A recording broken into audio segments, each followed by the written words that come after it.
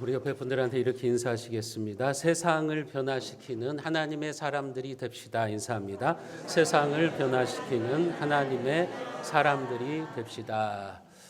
오늘 이 시대는 불효의 시대입니다. 효를 잃어버린 불효의 시대인데, 이런 때일수록 하나님을 믿는 우리들은 부모 공경을 통해서 세상을 아름답게 하고 또 세상을 변화시켜야 되는 그런 책임이 있습니다. 또 우리는 세상 속에서 우리의 아버지가 되시는 하나님, 그 하나님을 기쁘시게 하는 그런 삶을 살아가야 됩니다. 우리가 어느 위치에 있든지, 우리가 공무원이든지 정치인이든지 아니면 장사를 하든지 서비스업에 종사하든지, 그 세상 속에서 우리는 하나님을 기쁘시게 하는 그런 삶을 살아가야 되죠. 우리나라의 공직자나 정치인들 가운데 독실한 신앙으로 모범이 되는 분들이 많습니다. 대표적으로 상해 임시정부의 주석이었던 김구 선생님, 초대 부통령이었던 이시영, 내각제 국무총리였던 장면, 이런 분들은 자기의 신앙적 소신에 따라서 공직을 수행했던 분들이기도 합니다. 특히 이봉량 장로님이라고 하는 분이 있는데, 이분은 여천 군수도 지내셨고 또 전라남도 도지사인가 부지사인가도 역임하신 우리나라 공직자이신데, 그가 여천 군수로 재직할 당시에 그 지역에 가뭄이 들어가지고 어려움을 겪고 있었어요. 오랜 시간 비가 내리지 않아서 가뭄 때문에 이제 고통을 당하고 있으니까 사람들이 기우제를 드리자, 그렇게 아우성을 쳤습니다. 그때 이 장로님은 기우제를 거절하고 대신에 장로로서 엘리야처럼 산 정상에 올라가서 하나님께 비를 내려달라고 기도하셨고, 하나님이 그 기도응답으로 비를 내리심으로 하나님을 믿는 사람으로서의 모습을 보여주었습니다. 그래서 그분은 엘리야 장로님이라고 하는 그런 별명을 얻기도 했습니다. 우리나라의 정치인들 중에, 공직자들 중에 그런 분들이 많아야 되는 거죠. 특별히 우리 교회 이제 나인권 장로님께서 전라북도 도의원 재선을 하고 있는데, 저는 그렇게 기도합니다. 우리 장로님이 정치적인 영역에서 그렇게 하나님을 경외하는 사람으로 선한 영향력을 끼치게 해달라고 기도하고 있습니다. 오늘 우리가 살펴보게 되는 다니엘이라고 하는 사람, 다니엘도 신앙의 절개와 기도로 세상의 삶 속에서 그가 정치인으로 살아가면서, 공직자로 살아가면서 살아계신 하나님을 증거하고 역사의 주인이신 하나님을 드러낸 믿음의 사람이었습니다. 다니엘은 포로민이었어요. 그의 나라 유다가 이제 멸망을 당하고 바벨론이라고 하는 대제국에 의해서 철저하게 짓밟히고, 다니엘은 역사학자들의 기록에 의하면 15세에서 18세 정도, 그러니까 청소년 시절에 다니엘은 이제 만국의 한을 안고 바벨론 대제국에 이제 포로로 끌려가게 되는 겁니다. 하지만 다니엘은 포로민이라고 하는 그 핸디캡을 극복하고 바벨론 제국과 그 뒤에 일어나는 페르시아 제국에서 믿음의 사람으로서의 선한 영향력을 끼친 인물이었습니다. 이런 다니엘의 모습은 오늘 우리가 세상 속에서 어떤 삶을 살아가야 되는가, 우리는 그 바벨론이라고 하는 세상 속에서 어떻게 신앙의 삶을 살아가야 될 것인가 하는 것을 교훈을 받게 됩니다. 다니엘이 바벨론과 페르시아라고 하는 제국 안에서 하나님의 살아계심을 드러냈던 것처럼, 오늘 여러분들이 설교를 들으면 이제 다니엘이 그 세상 속에서 어떻게 하나님을 증거하는가를 볼 수 있는데, 우리도 그렇게 살아가야 되는 겁니다. 세상 속에서 하나님이 살아계심을 여러분들의 삶으로 증거해야 된다고 하는 거죠. 여러분, 성숙한 그리스도인, 진정한 그리스도인은 예배당에만 머물러 있지 않아요. 여러분들이 보냄받은 무대는 세상입니다. 그래서 주님도 뭐라고 말씀하셨냐면, 너희는 세상의 소금과 빛이라고 말씀하셨어요. 교회 안에 소금이 되라고 하지 않으셨어요. 교회 안에서 빛이 되라고 하지 않으셨어요. 세상에 나가서, 세상 속에서 어두운 세상을 환히 비치는 빛이 되라. 그리고 썩어가는 세상의 부패를 방지하는 소금이 되라. 그렇게 말씀하신 거죠. 여러분, 우리는 세상 속에서 살아가는 거예요. 그래서 세상에 여러분들이 부적응자로 살아가시면 안 돼요. 예수 믿는 사람들이 세상에 부적응해가지고 그렇게 살면 안 되고, 세상이 두려워가지고 은둔하면서 살아서도 안 되는 겁니다. 또 여기 있는 것이 좋사오니 하고 우리끼리만 모여 있어도 안 되는 거예요. 여러분들이 이렇게 모여서 예배를 드리는 이유는 하나님의 말씀으로 능력을 받고 이제 세상에 나가기 위해서 그러는 거예요. 세상에 나가서 선한 영향력을 끼치기 위해서 여러분들이 모여서 예배를 드리는 것이고 말씀을 여러분들이 배우는 겁니다. 예배를 마치면 이제는 세상으로 나가서 여러분들이 어느 곳에 있든지 그곳에서 하나님의 백성으로 하나님을 증거하는 삶을 살아가야 된다고 하는 거죠. 다니엘은 바벨론과 이 페르시아라고 하는 대제국, 역사에 있어서 세계사에 있어서 바벨론과 페르시아는 대제국이었지 않습니까? 그런 대제국의 행정부에 등용이 되어서 뛰어난 정치적인 역량 그리고 신앙적 가마력을 드러냈던 사람, 그 사람이 바로 다니엘이었습니다. 다니엘은 세상이 더럽다고 회피하지 않았어요. 그곳에 들어가면 신앙생활이 어렵다고 세상에서 도피하려고 하지도 않았습니다. 적극적으로 세상에 들어가서 말씀으로 세상을 바꾸는, 믿음으로 세상을 변화시키는 하나님의 사람이 되었다고 하는 겁니다. 여러분, 세상을 바꾸는 하나님의 사람, 다니엘과 같은 삶을 살아가려면 우리에게는 어떤 조건이 필요할까요? 첫째는 여러분들이 실력이 있으셔야 돼요.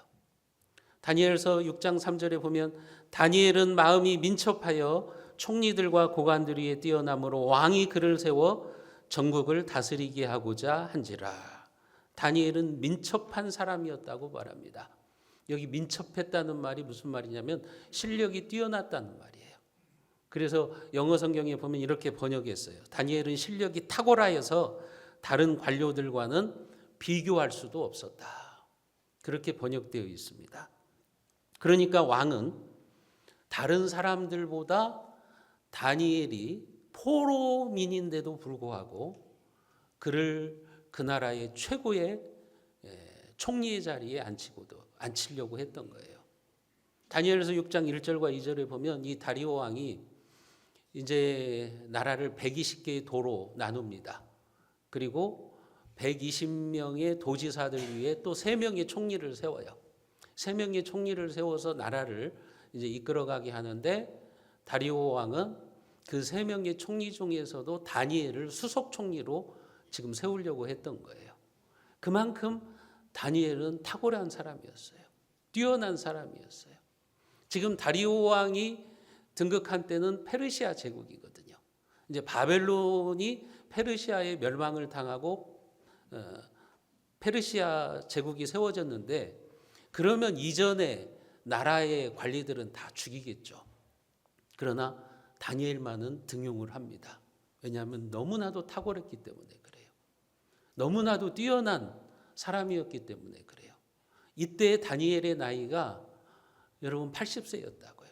다니엘이 바벨론의 포로로 끌려갈 때가 10대였으니까 그는 10대에 바벨론에 끌려가서 바벨론의 관리로 등용이 되죠. 그는 바벨론에 끌려가서도 나는 이곳에서 하나님의 말씀에 순종하면서 살겠다. 믿음의 정절을 지키겠다.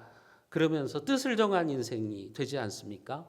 그리고 하나님께서는 그에게 다른 사람들보다 10배나 뛰어난 지혜를 주셨다 그래요. 그러니까 하나님께서 타의 추종을 부러워할 만큼 뛰어난 총명함과 탁월함을 다니엘에게 주셨던 거예요. 그 어린 소년이었던 다니엘이 어느덧 시간이 흘러서 80세가 되었어요. 80의 나이면 이제 공직에서도 다 물러나고 모든 일을 내려놓고 편안하게 노후를 보내야 되는 때예요. 그런데 다리오 왕은 그런 다니엘을 등용하는 거예요. 왜냐하면 페르시아 대제국이 들어섰어요. 이 광대한 제국을 다스려야 되는데 이게 누구에게 나라를 맡겨야 될까? 이 전환기에, 이 위기의 때에 어떤 사람에게 나라를 맡기면 좋을까 고민하다가 자기가 무너뜨린 바벨론 제국의 다니엘, 그 다니엘을 다시 등용하는 겁니다. 그만큼 다니엘은 탁월한 거예요. 그만큼 실력으로 인정을 받았다는 거죠. 그런 그의 민첩함, 그의 실력, 총명함이 어디에서 나왔느냐? 그의 기도였어요. 10절에 보시면 하루 3번씩 무릎을 꿇고 기도하며 그의 하나님께 감사하였더라. 다니엘은요, 포로로 10대에 잡혀갔는데 80세가 넘을 때까지 기도를 멈추지 않았습니다. 원망할 만하잖아요.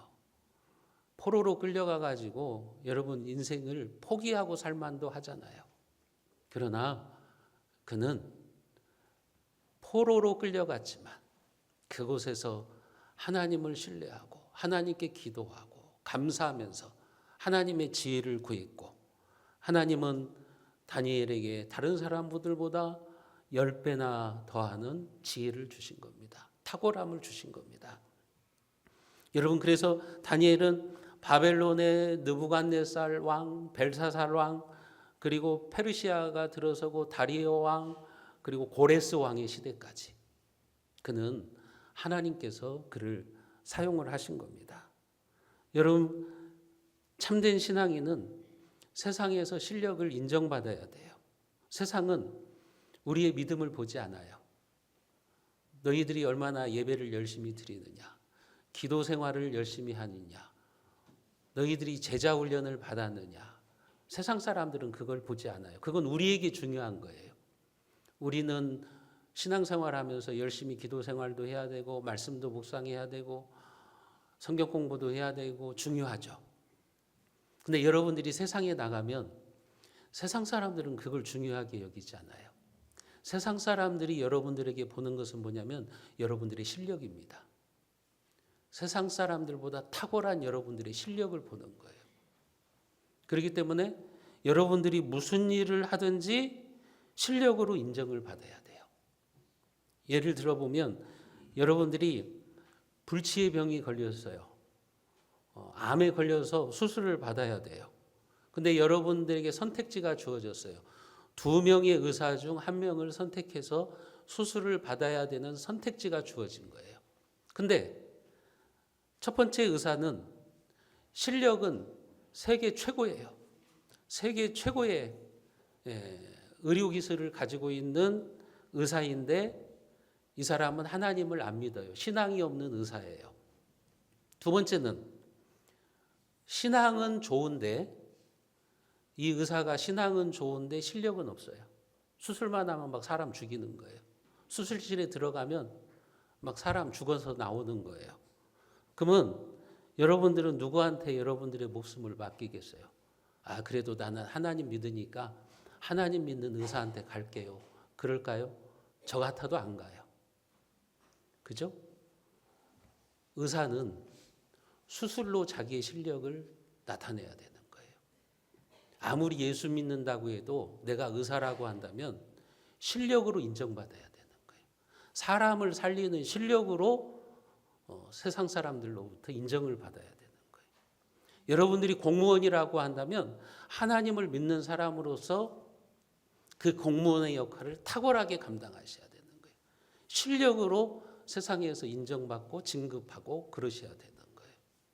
여러분들이 장사를 하시는 분이라고 한다면, 식당을 하시는 분이라고 한다면 다른 식당과는 비교할 수 없는 음식의 맛을 내셔야 돼요. 그러기 위해서 여러분들 노력하셔야 되는 거예요. 그 맛으로 인정을 받는 거지 우리가 믿음으로 인정을 받는 게 아니라고요. 세상에서. 내가 카페를 한다 그러면은 최고 맛있는 커피 맛을 내야 되는 거예요. 서비스 업종에 내가 일하고 있다 그러면 최고의 서비스를 하는 그런 그리스도인이 돼야 된다는 거죠. 여러분, 세상에서 우리가 세상을 변화시키는 하나님의 사람이 되려면 다니엘처럼 먼저 여러분들이 실력을 쌓으셔야 되는 거예요. 기도하면서 하나님의 지혜를 받고, 그리고 여러분들이 실력으로 정정당당하게 세상에서 여러분들이 승리하셔야 되는 거예요. 두 번째로 필요한 게 뭐냐면 도덕성입니다. 실력도 있고 도덕성이 있어야 돼요. 이 다리오 왕이 다니엘을 그 나라의 수석 총리로 임명을 하려고 하니까 다른 총리들과 고위 관리들이 시기하기 시작합니다. 그래서 다니엘을 끌어내리려고 그래요. 그러지 않겠습니까? 여러분, 다니엘은 포로민이에요. 그러다가 페르시아에 멸망한 나라의 국무총리였어요. 근데 나라를 세우려고 하는데 다른 사람들을 제껴놓고 왕이 다니엘을 수석 총리로 세우려고 그래요. 그러니까 페르시아의 다른 관리들은 이게 뭐야 하면서 당연히 다니엘을 그냥 두지 않겠죠. 그래서 그들이 힘을 합쳐가지고 다니엘을 죽이기에 나섭니다. 다니엘의 뒷조사를 하는 거예요. 다니엘에게도 뭔가 흠이 있을 거다. 털어서 먼지 안 나는 인간 있냐? 우리 힘을 합쳐가지고 털자. 다니엘을 털어서 그가 수석 총리로 올라가지 못하도록 만들자 해가지고 뒷조사를 한 거예요. 그런데 어땠습니까?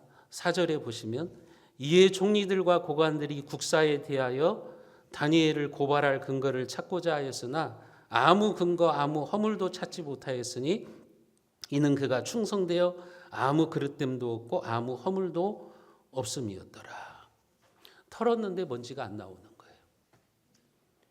다니엘이 그 수십 년 동안 공직을 하면서 또 정치를 하면서 뭔가 흠이 있겠지 하고서 모든 관리들이 총동원돼 가지고 이제 털기 시작한 거죠. 오늘로 말하면 뭐 경찰, 사법부 다 동원해 가지고 털어버리는 거예요. 근데 흠이 안 나와요.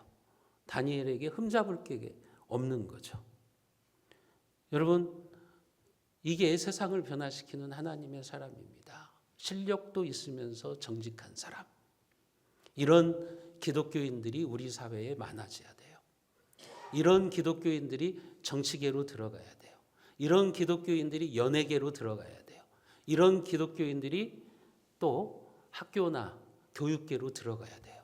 그래서 세상을 변화시키고 하나님의 말씀으로 세상을 세워야 되는 겁니다.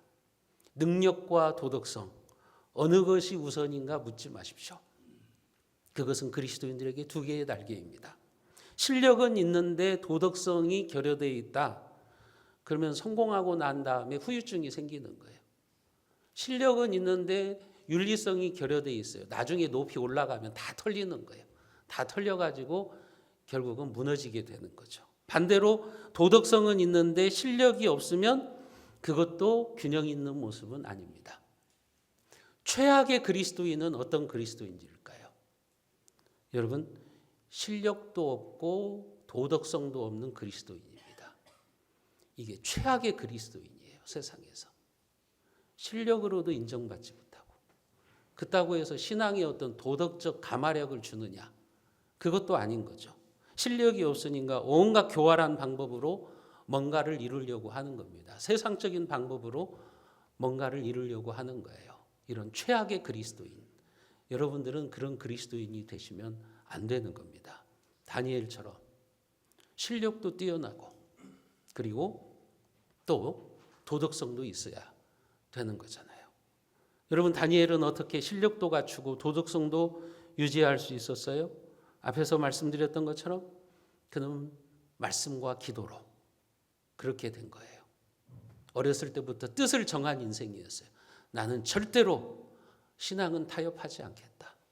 하나님의 말씀대로 살겠다. 뜻을 정하고 그는 수십 년 동안 변함없이 하나님을 향해서 기도한 거죠. 다니엘 6장 10절을 보면 다니엘이 이 조서에 왕의 도장이 찍힌 것을 알고도 자기 집에 돌아가서는 윗방에 올라가 예루살렘을 향한 창문을 열고 전에 하던 대로 하루 3번씩 무릎을 꿇고 기도하며 그의 하나님께 감사하였더라. 여러분, 다니엘이 그렇게 실력도 있고 도덕성도 있고 탁월한 삶을 살아가니까 그의 대적들은 다니엘을 털었어요. 근데 흠이 없어요. 흠이 없으니까 교활한 방법을 씁니다. 그게 뭐냐면 다니엘은 하나님을 믿는 사람이야. 신앙을 빌미로 해서 우리가 다니엘을 끌어내리자. 여러분들이 세상에서 공직이나 어떤 일을 할 때 불신자들이 우리의 신앙을 가지고 시비를 거는 경우들이 있잖아요.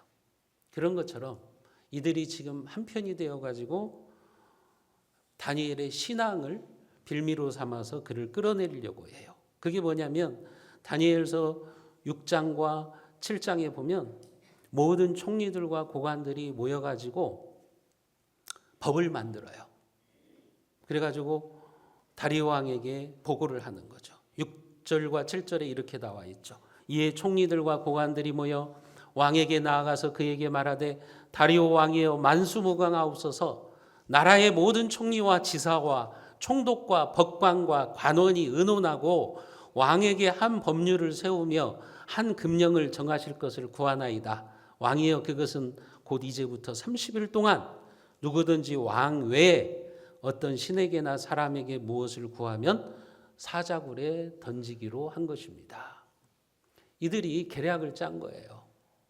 법을 하나 만들었어요. 그 법이 뭐냐면 왕한테 올린 거죠. 왕이여, 우리가 법을 하나 만들었습니다. 이 법의 내용은 앞으로 30일 동안은 그 누구도 어떤 신에게 기도하지 못하게 하는 겁니다. 왕은 그것이 다니엘을 자기가 총애하는 다니엘을 죽이기 위한 계략인 줄은 모르고 그냥 자기를 높이니까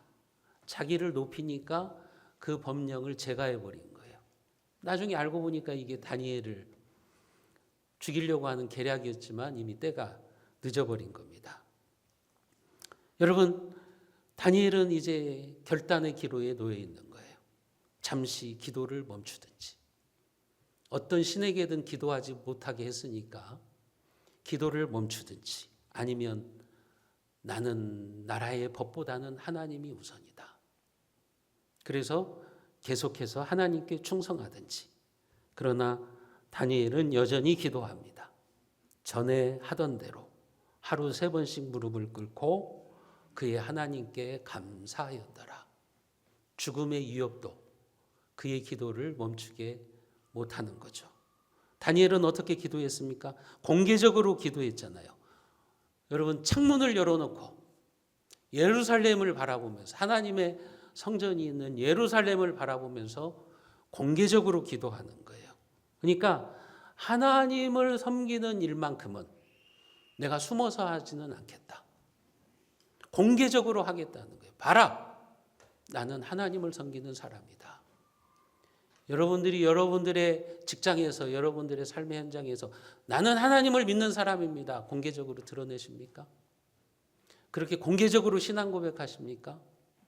다니엘은 그렇게 했다고요.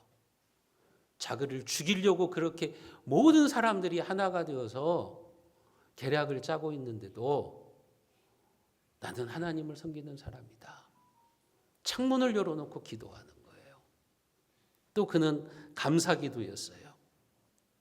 여러분, 어떻게 이런 기도가 나올 수 있어요? 말씀대로 살다가 지금 죽을 상황이 되었잖아요. 믿음을 지키다가 죽게 되었잖아요. 그런데도 그는 하나님께 감사하는 거죠. 우리들 중에 어떤 사람들은 불평하고 원망하는 신앙으로 살아갑니다. 그러나 성령의 사람은 감사하는 신앙으로 살아갑니다. 다니엘의 기도에는 항상 감사가 가득했어요. 내가 믿음으로 살다가 죽어도 괜찮다. 그러면서 감사하고 있는 거죠. 여러분들이 이런 감사의 삶을 사십니까? 이런 기도를 하나님 앞에 드리고 있습니까? 여러분, 다니엘은 어떻게 되었어요? 그가 법을 어기고 기도했으니까 당연히 사자굴에 던져졌겠죠. 그는 죽어야 됐을 겁니다. 그러나 정말 죽었나요? 아니죠.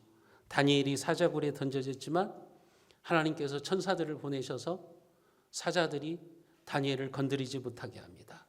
우리가 21절과 22절을 같이 한번 읽어보겠습니다. 다니엘이 왕에게 아뢰되 왕이여 원하건대 왕은 만수무강하옵소서. 나의 하나님이 이미 그의 천사를 보내어 사자들의 입을 봉하셨으므로 사자들이 나를 상해하지 못하게 싸우니 이는 나의 무죄함이 그의 앞에 명백함이오며 또 왕이여 나는 왕에게도 해를 끼치지 아니하였나이다 하니라. 여러분, 하나님께서 사자굴에 던져진 다니엘을 보호하신 거예요. 천사들을 보내셔서 보호막을 쳐주신 거예요. 우리가 기도하면, 우리가 기도의 문을 열면 하나님은 기적의 문을 열어주십니다. 우리가 원망하지 않고 감사하면 하나님은 능력을 나타내시는 것입니다. 하나님이 사자굴에 들어가지 않도록 막아주신 게 아니에요. 다니엘이 사자굴에 들어갔지만 그곳에서 하나님은 다니엘을 지키시고 보호해 주신 겁니다. 천사들을 보내셔서 그를 지켜주신 거예요. 여러분, 오늘 우리가 기도한다고 해서 위험이 없어지는 게 아니죠. 고난이 사라지는 게 아니죠. 기도해도 어려웠고 힘든 일을 만납니다. 고난을 우리가 경험합니다. 다니엘처럼 믿음 생활을 하다가 우리에게 어려운 일을 당하기도 합니다. 중요한 것은 하나님은 말씀에 순종하며 기도하는 사람들을 지켜주신다고 하는 거예요. 그리고 다니엘을 죽이려고 하는 자들은 하나님이 심판을 하시는 거예요. 23절과 24절을 보십시오. 다니엘은 사자굴에서 살아났습니다. 왕이 심히 기뻐서 명하여 다니엘을 굴에서 올리라 하매 그들이 다니엘을 굴에서 올린지 그의 몸이 조금도 상하지 아니하였으니 이는 그가 자기의 하나님을 믿음이었더라. 왕이 말하여 다니엘을 참소한 사람들을 끌어오게 하고 그들을 그들의 처자들과 함께 사자굴에 던져 넣게 하였더니 그들이 굴바닥에 닿기도 전에 사자들이 곧 그들을 움켜서 그 뼈까지도 부서뜨렸더라. 다니엘은 사자굴에서 살아났고요. 반대로 그의 대적들은 사자굴에 던져졌어요. 여러분, 다른 사람에게 내가 다른 사람을 죽이려고 하는 그 방법으로 그들은 죽게 된 겁니다. 하나님은 다니엘의 의로움을 드러내시고 악인들은 멸망시키시는 거예요. 그곳이 페르시아라고 할지라도, 그곳이 바벨론이라고 할지라도 역사의 주인이신 하나님은 그렇게 일하시는 겁니다. 더 나아가서 하나님은 다니엘을 통해서 세상을 변화시키죠. 하나님을 믿지 않는 그 왕의 입에서 하나님을 찬양하게 하는 거예요.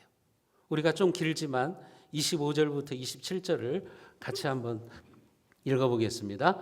이에 다리오 왕이 온 땅에 있는 모든 백성과 나라들과 언어가 다른 모든 사람들에게 조서를 내려 이르되 원하건대 너희에게 큰 평강이 있을지어다. 내가 이제 조서를 내리노라. 내 나라 관할 아래에 있는 사람들은 다 다니엘의 하나님 앞에서 떨며 두려워할지니 그는 살아계시는 하나님이시요 영원히 변하지 않으실 이시며 그의 나라는 멸망하지 아니할 것이요 그의 권세는 무궁할 것이며 그는 구원도 하시며 건져내기도 하시며 하늘에서든지 땅에서든지 이적과 기사를 행하시는 이로써 다니엘을 구원하여 사자의 입에서 벗어나게 하셨음이라 하였더라. 아멘. 여러분, 하나님을 믿지 않던 왕의 입에서 하나님을 찬송하게 한다고요. 역사의 주인이신 하나님, 다니엘이 믿고 있는 그 하나님은 살아계신 하나님이었구나. 그렇게 증거하게 하는 거죠. 다니엘의 신앙을 통해서 여러분, 불신자들의 입에서 하나님의 살아계심을 고백하게 하는 거예요. 여러분들의 삶이 그러셔야 됩니다. 세상에서 여러분들이 다니엘처럼 살아가시면서 살아계신 하나님을 증거하게 해야 되는 거예요. 나 때문에 불신자들의 입에서 하나님은 살아계시구나. 그 고백이 나오게 해야 되는 거죠. 하나님은 그런 다니엘에게 축복을 더하셨잖아요. 28절에 보시면 이 다니엘이 다리오 왕의 시대와 바사 사람 고레스 왕의 시대에 형통하였더라.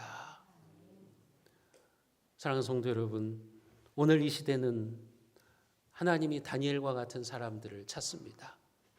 다니엘과 같은 하나님의 사람들이 우리 사회에 많이 일어나야 됩니다. 때로 고난의 순간이 와도 그렇게 믿음의 자리를 이탈하지 아니하고 하나님께 감사하고 기도하는 사람들, 여러분들이 그런 성도들이 되시기를 바랍니다. 어렵고 힘들수록 기도의 문과 감사의 창문을 활짝 여십시오. 그런 여러분들에게 하나님께서 기적의 문과 형통의 문을 활짝 열어주시기를 주님의 이름으로 축원드립니다.